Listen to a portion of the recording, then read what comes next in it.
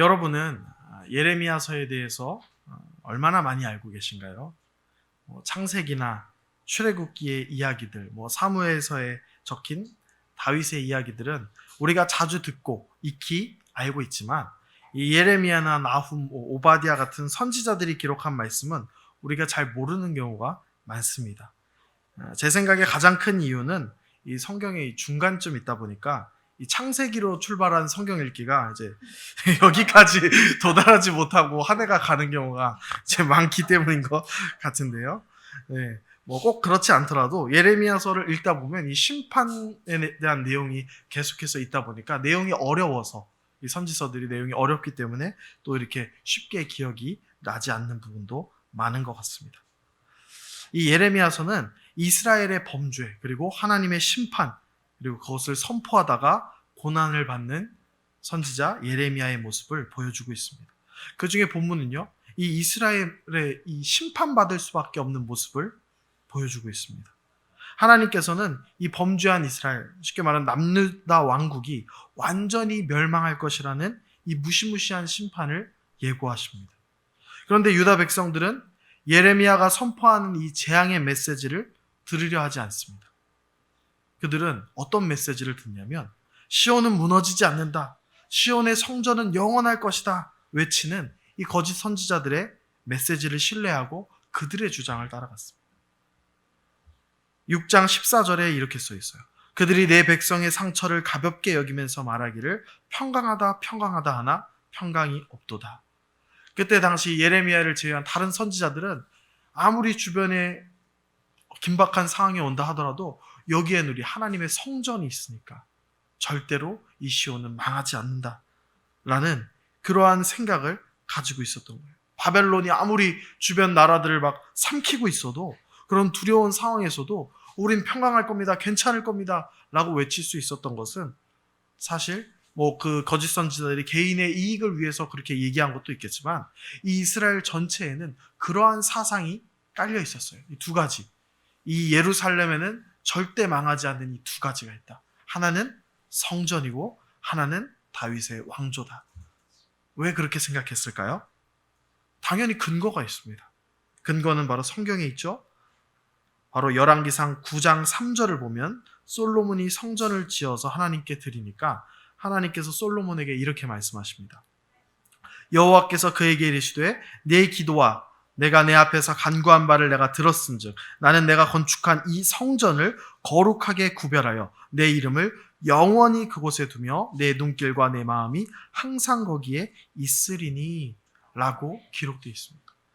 그러니까 영원히 성전에 여호와의 이름을 두신다라는 말씀을 근거로 유다 백성은 성전은 멸망하지 않고 영원할 것이라고 생각했던 것이 있었던 것입니다. 성전이 있는 한 예루살렘은 영원하다. 하나님이 성전에 계시기 때문에 우리는 안전하다라는 잘못된 믿음이죠. 또한 다윗 왕조를 영원케 한다고 하셨으니까 이 다윗 왕조가 건재한 이상 이 예루살렘은 함락되지 않는다라는 믿음이 있었던 것이죠. 그런데 이건 잘못된 믿음이었습니다. 왜 이것이 잘못된 믿음일까요? 하나님이 계시면 영원히 안전해야 되는 게 맞잖아요. 성전에 하나님이 임재해 계시니까 대적이 오면 다 물리쳐 주셔야 되는 게 아닌가요? 근데 그것은 열왕기상 9장 이 3절 다음 4절에서 9절을 읽으면 그것에 대한 해답이 있습니다. 우리 이건 한번 찾아볼까요? 열왕기상 9장 4절에서 9절이에요. 열왕기상 9장 4절에서 9절.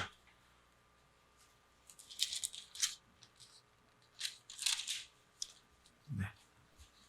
찾으셨겠지만 제가 쭉 읽어드리겠습니다. 내가 만일 내 아버지 다윗이 행함같이 마음을 온전히 하고 바르게 하여 내 앞에서 행하며 내가 내게 명령한 대로 온갖 일에 순종하여 내 법도와 율례를 지키면 내가 내 아버지 다윗에게 말하기를 이스라엘의 왕위에 오를 사람이 내게서 끊어지지 아니하리라 한 대로 내 이스라엘의 왕위를 영원히 경고하게 하려니와 만일 너희나 너희의 자손이 아주 돌아서서 나를 따르지 아니하며 내가 너희 앞에 둔 나의 계명과 법도를 지키지 아니하고 가서 다른 신을 섬겨 그것을 경배하면 내가 이스라엘을 내가 그들에게 준 땅에서 끊어버릴 것이요 내 이름을 위하여 내가 거룩하게 구별한 이 성전이라도 내 앞에서 던져버리리니 이스라엘은 모든 민족 가운데서 속담거리와 이야기거리가 될 것이며 이 성전이 높을지라도 지나가는 자마다 놀라며 비웃어 이르되 여호와께서 무슨 까닭으로 이 땅과 이 성전에 이같이 행하셨는고 하면 대답하기를 그들의 조상들을 애굽 땅에서 인도하여 내신 그들의 하나님 여호와를 버리고 다른 신들을 따라가서 그를 경배하여 섬김으로 여호와께서 이 모든 재앙을 그들에게 내리심이라 하리라 하셨더라. 아멘. 이 유다 백성들의 믿음은요, 하나님을 향한 믿음이 아니었던 거예요. 하나님, 당신 성전 옆에 있으면 저를 끝까지 지켜주시는 거죠? 이러한 믿음이 사실은 하나님을 이용하는 믿음이라는 것이죠. 이 믿음이라고 할 수 있지만 이것이 나를 위해 하나님을 이용하려는 것이라는 거예요. 이게 농사 잘 되게 해달라고 바알 앞에 가서 절하는 것과 무엇이 다르겠습니까? 하나님 옆에 있으면 무조건 뭐든지 다 책임지는 거죠? 이게 나를 위해서, 내가 하나님을 영원히 따라가겠다는 게 아니라 하나님이 영원히 나를 위해서 일해라라는 그러한 마음이었던 것입니다. 그 간악한 마음의 중심을 하나님께서는 너무나 마음 아파하셨던 거예요. 그래서 그들을 고치시기 위해서 이 열왕기상 9장 4절에서 9절에 쓰여진 말씀대로 그들을 고치시기 위해 심판을 준비하셨던 것입니다. 이스라엘의 믿음의 중심은 이 하나님 중심이 아니라 바로 나 중심이었던 것이죠. 나에게 복을 줄 수만 있다면 하나님이어도 좋고 바알이어도 좋고 아세라도 밀곰도 다 좋다. 이러한 이스라엘의 모습들을 하나님께서 보고 계셨던 겁니다. 지금 이러한 상황이 좀 더 예전에, 이 구약의 조금 더 과거에 어떤 사건과 비슷하다고 생각하지 않으시나요? 하나 오마주 되는 게 떠오르지 않으시나요? 하나님을 이용하려고 했던 이 사건 하나가 있습니다. 성전이 안 무너질 것이다와 같은 비슷한 개념이에요. 느낌이 오신 분이 있나요? 우리 엘리 제사장 때에 블레셋이 쳐들어오니까 어떻게 대응을 했나요? 하나님 앞에 엎드려서 기도하고 회개하는 것이 아니라 그죠? 하나님의 임재를 상징하는 법궤를, 언약궤를 메고 왔습니다. 그렇게 하면 이 언약궤에 하나님의 임재에 계시니까 블레셋 사람이 감히 우리를 이기지 못할 것이다 라고 생각을 했던 것이죠. 결과는 어떻게 됐나요? 완전히 패배하고 그 언약궤마저도 빼앗겨버리고 모든 지도자들이 사살당하는 참패를 경험하게 됩니다. 결국에는 이스라엘이 이때와 마찬가지였던 거예요. 내가 하나님을 나를 위해서 이용하는 수단으로 삼고 하나님이 아니어도 복을 준다는 바알이 있으면 가서 거기도 예배드리고 아세라가 자식 낳게 해준다고 하면 거기 가서 또 신당에 가서 예배드리고 그리고 여호와의 성일이 되면 절기가 되면 성전에 나와서 제사드리고 이거를 항상 하나님께서 표현하신 결혼관계로 본다면 본 남편을 이렇게 집에 뒀으면서 세컨드 남편이 잘해주면 저기도 갔다 오고 서드 남편이 잘해주면 저기도 갔다 오고 나한테 잘해주면 다 좋다. 그러고 와서 본 남편에게 또 본 남편이 생활비 준다고 하면 돌아왔을 때 그 본 남편이 좋아할 수 있는 남편이 어디 있겠습니까? 굉장히 간악하다고 생각하지 않겠습니까? 하나님 마치 우리를 볼 때 그렇게 이스라엘을 볼 때 그렇게 보실 수밖에 없었던 것입니다. 사실 여러분이 가증한 이스라엘이라고 지금 칭했지만 이 이스라엘을 그저 그냥 그들이라고 생각할 것이 아니라 사실 우리라고 생각해 보아야 한다는 것입니다. 이 성경은요, 이 이스라엘을 통해서 우리를 자꾸 보여주세요. 우리가 매주 교회에 나와서 예배 드리면서도 항상 그리스도인으로 지금 다 여기 서 있잖아요.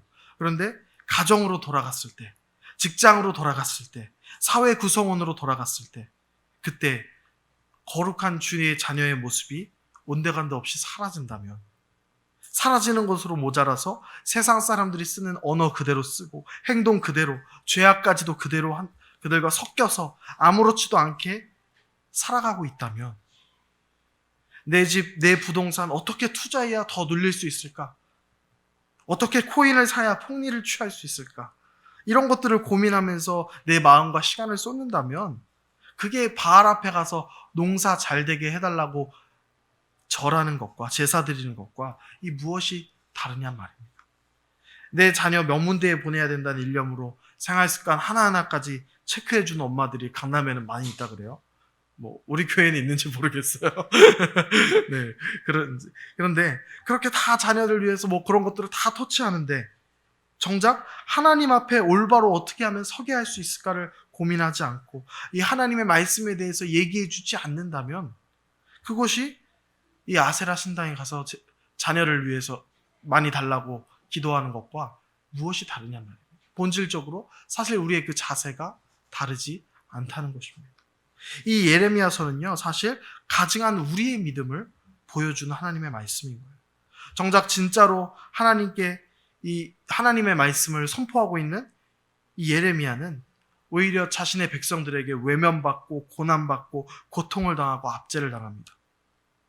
예레미야가 선포했던 것은 이제 망한다. 바벨론이 오니까 예레미야가 뭐라고 했냐면 항복해라. 그러니까 이스라엘 백성들은 저거 완전히 반동분자다. 이렇게 생각을 하고 구덩이에 집어넣기도 하고 옥에 가두기도 하고 고통스럽게 예레미야를 대했던 것이죠. 그런데 오히려 반대로 잘못된 말씀, 평강. 아무리 이 바벨론 군대가 왔어도 우리는 지지 않는다라고 외치던 그 거짓 선지자들은 이제 막 바벨론의 공세가 거세지니까 싹 사라져 버립니다. 그들은 하나님의 말씀을 선포한 게 아니라 그저 자신들의 생각을 선포했던 것이죠. 결국에는 우리에게 당신 잘 되고 잘 될 것입니다. 하나님이 당신에게 누르고 흔들어 넘치게 복을 주실 것입니다. 이 밑도 끝도 없이 우리가 하나님이 함께 하시면 복 받는다라고 하는 것이 그냥 아무런 조건 없이 당신 무조건 다 잘 돼요 라고 한다는 것은 이 거짓 선지자들의 메시지와 다를 바가 없다는 것이죠. 제가 예전에 사역을 하면서 특히 신방을 하면서 말은 못하고 이제 속으로 이제 고민하던 부분이 있었는데 이 신방을 가서 이렇게 축복의 메시지를 전하져요. 막 너를 창대케 하리라, 심히 창대케 하리라, 복 주고 잘 되게 하리라 이런 말씀을 전하고 올 때 그 다음에 있는 이 진짜 중심이 무엇인지를 내가 다 설명을 해준 것인가? 그들이 알아들었을까? 라는 생각을 마음 한켠에서 항상 고민을 했던 거예요. 왜냐하면 이 믿음의 축복은 앉아서 받아먹는 우리가 애기들이 누워있으면 우리가 먹여주는 그런 것이 아니라 우리가 예를 들어서 우리 양동이라고 생각해요. 수도꼭지에 물을 받으려면 양동이를 수도꼭지 밑에 놔야 되잖아요. 그런데 양동이를 수도꼭지 밑에 놓지 않고 양동이를 뒤집어 놓는다면 그 양동이에 물이 채워질 수 있을까요? 하나도 물이 들어가지 않는다는 것입니다. 그러니까 우리가 우리의 이 믿음의 방향을 하나님께로 향하고 있지 않으면 그냥 앉아있으면 하나님이 다 챙겨주시는 그런 것이 아니라 우리의 이 믿음과 우리의 중심이 하나님께로 향해 있어야 우리에게 주시는 그 은혜가 정말로 우리에게 은혜가 되는 것이라는 겁니다. 아무리 제가 많은 걸 준비했어도 우리 딸한테 정말 많은 걸 주려고 준비했다고 칩시다. 하지만 딸이 받지 않는다면, 딸이 집에 들어오지 않는다면 어떻게 그것을 줄 수 있겠습니까? 마찬가지로 우리도요. 그저 우리가 이 교회에 나오는 것으로 그리스도인으로 사는 것을 넘어서 우리가 이 믿음의 중심을 하나님께로 계속해서 우리가 자꾸 돌려드려야 우리가 하나님께로부터 그 은혜를 받아 누릴 수가 있다는 것입니다. 열왕기상 말씀에 이 성전이 영원하다는 것은 조건이 뒤에 있었잖아요. 뭐였죠? 나를 계속해서 잘 섬기고 나의 율례와 규례와 법도를 지킬 때 그때 하나님께서 축복을 주신다고 하는 거잖아요. 그때 영원히 성전에 내 이름을 두고 다윗의 왕조를 영원히 하겠다고 하는 것은 그 조건이 있었던 거예요. 우리의 신앙의 생활도 마찬가지예요. 그냥 앉아서 하나님 이 문제 저 문제 생겼으니까 무조건 다 해결해 주세요. 이것이 우리 신앙생활이 아닙니다. 그것은 그냥 우리가 점 보러 가는 거랑 별반 다를 바가 없어요. 그냥 무당한테 가서 이거 어떻게 해야 됩니까? 한번 운세 좀 봐주고 진로 좀 한번 짜주세요. 이것과 뭔 차이가 있겠습니까? 가만히 앉아서 다 해주세요라고 하는 믿음이라는 말이죠. 그래서 우리가 주일에 교회 나와서 예배 드리니까 하나님이 날 지켜주시겠지, 잘 되게 하시겠지, 망하거나 고통당하지 않게 하시겠지라고 생각하는 우리의 그 지난날의 그 중심들을 우리가 다시 점검해야 된다는 것입니다. 우리의 믿음의 중심이 서지 않았는데 교회에 출석하니까 하나님께서 모든 것을 다 책임지신다라는 것은 이 잘못된 방향이었다는 것이죠. 우리가 하나님이 결국엔 나가 다 해결해 주실 거라고 그냥 평안을 얻는다라고 얘기하지만 우리가 순종이 없는 평안은 사실은 가짜 평안이라는 것입니다. 저도 사실 이 말씀을 전하면서 사실 많이 괴로워요. 저도 이 말씀을 읽을 때 이 기쁨 반 괴로움 반이 항상 있습니다. 이 말씀 안에서 이 은혜들을 발견하면서 누리는 기쁨이 얼마나 큽니까?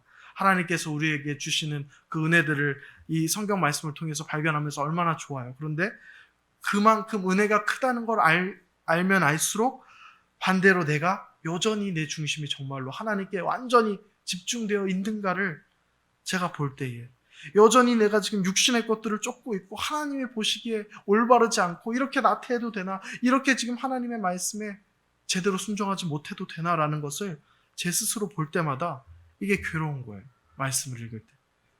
그러니까 어떤 때는 말씀을 안 읽는 게 더 안 괴로울 때도 있어요. 근데 그게 사단이 원하는 거죠. 그게 무뎌지게 하는 거예요. 근데 목사가 되니까 더 괴로운 거예요. 이제 그 전에는 자꾸 필요할 때만 말씀을 읽는 거예요. 너무 힘들 때, 도저히 안 되겠다 싶을 때만 말씀인데, 이제 목사가 되면 이제 말씀을 전해야 되니까 너 항상 읽어야 되는 거잖아요. 피할 수가 없는 거잖아요. 말씀이 있는 것은. 그러니까 말씀을 계속해서 받으니까 내가 지금 목사인데도 불구하고 하나님 앞에 너무나 부끄러운 모습들을 볼 때마다 이게 너무나 괴로운 것이죠. 그러니까 이 목사가 돼서 너무 감사하고 축복된 부분은 있어요. 왜냐하면 이렇게 어렸을 때도 생각했어요. 목사님들은 신앙생활 잘하는 게 어떻게 보면 본분이니까 그거 되게 좋은 것 같다. 왜냐하면 다른 성도들은 일상생활에서 직장에도 다녀야 되고 뭐도 해야 되고 뭐도 해야 되는데 목사님들은 이게 신앙생활 잘하는 게 본분이니까 편하겠다라고 이렇게 생각해 본 적이 있는데, 오히려 그 목사의 직을 받고 나니까 마음이 더 괴로운 거예요. 나는 이거 하라고 세워진 사람인데 이걸 제대로 못하면 난 도대체 뭔가 라는 생각이 드는 것이죠. 제가 이번 학기 대학원 과정을 또 공부하면서 또 훌륭한 분 한 분을 알게 됐는데, 이 조나단 에드워즈라는 이 미국의 훌륭한 목사님이고 또 부흥사에 대해서 배울 수 있는 기회가 생겼어요. 지금 아직 얼마 못 배웠는데 그래도 이분에 대해서 한 가지 중요한 걸 알았습니다. 이분의 삶에 큰 특징이 있었어요. 이게 뭐냐면 이분은 어려서부터 이 자신 안에 이 가증함을, 이스라엘과 같은 이 가증함을 스스로 그것을 보고 그것을 계속해서 떨쳐내기 위해서 계속해서 자신을 말씀 안으로 집어넣는 훈련을 평생 철저히 하셨던 거예요. 그러니까 이분이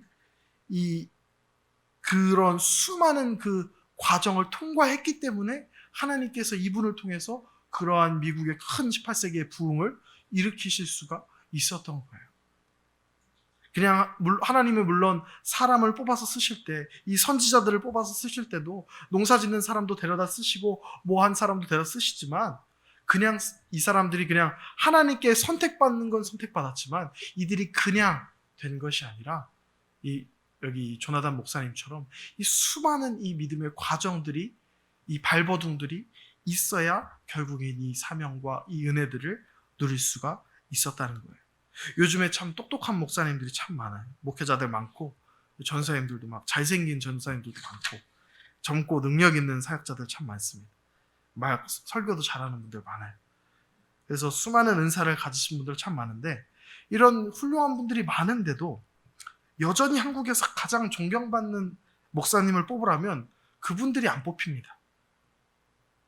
누가 뽑히냐면 신학도 제대로 못 배우시고 인물이 또 훌륭하시지도 않고 은사가 그렇게 많지도 않으신 분인데, 모두가 이 목사님 이름이 나오면 그렇지 하면서 이렇게 고개를 숙이세요. 뭐 훌륭한 목사님들 많으시지만 누군지 혹시 짐작하시나요? 이 손양원이라는 목사님 이름을 딱 들으면 어떤 목사님도 고개가 이렇게 숙여집니다. 왜 그렇습니까? 그분의 삶에는 증거가 있잖아요. 그분의 삶에는 그 믿음의 증거들이 너무나 넘쳐나게 많았잖아요. 그 수많은 고통과 그 수많은 과정들을 견디시는 것도 모자라서 어디까지 견뎠어요? 정말 우리는 말로만 말씀하는 원수를 사랑하라는 그 말씀을 자기 자식 죽인 사람을 양자로 삼으면서까지, 그리고 계속 두면서 사랑을 부어주면서까지 그거를 증거로 보여주었던 그분의 삶을 우리가 알기 때문에 그분 앞에 서면 아무도 내가 그분보다 더 훌륭하다라고 말할 수 있는 사람이 없는 거죠. 왜냐하면 그 삶의 증거가 그만큼이나 있지 않으니까. 그분이 그 원수를 사랑하는 말씀이 순종되었을 때 그게 하루아침에 된 것이 아니라는 것입니다. 하루아침에 원수를 양자로 삼을 수 있는 믿음이 갑자기 뚝 떨어진 것이 아니라 그 목사님의 삶에는 매일 매 순간 매 분초마다 자신의 육신과 이 사단의 회방과 싸우는 이 수많은 믿음의 몸부림들이 있었기 때문에 성령님께서 이 손 목사님을 통해서 기적을 베푸셨던 것입니다. 그런데 우리는 아무런 신앙의 노력을 하지 않으면서 하나님이 내 삶에 기적을 행하시기를 바랄 때가 있잖아요. 은혜가 값없이 주시는 선물이지만 방금 말했던 것처럼 양동이도 수도꼭지 밑에 가서 딱 받쳐놔야 물이 채워지는 것처럼 우리도 이 하나님께 우리의 손의 방향을 하나님께 이렇게 펴야 그때 우리가 은혜를 받는다는 것이죠.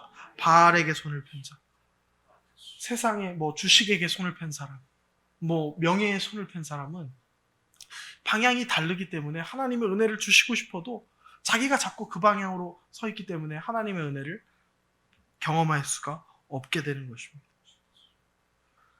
방향이 잘못됐는데 어떻게 은혜가 쏟아질 수가 있겠습니까?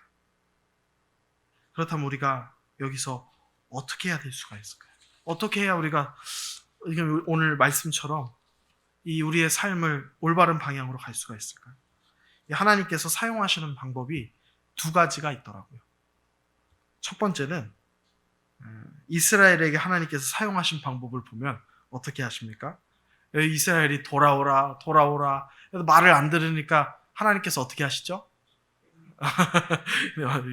그들이 완전히 믿고 있었던 성전과 다윗 왕조도 완전히 무너지게 하십니다. 시드기야는, 그때 당시 왕이었던 시드기야는 어떻게 됩니까? 붙잡혀가는데 눈을 뽑히고서 붙잡혀요. 자신의 아들들이 그의 눈앞에서 죽는 것을 보게 한 다음에 그 눈을 뽑아서 바벨론으로 끌고 갔고 성전도 다 훼손돼 버리고 맙니다.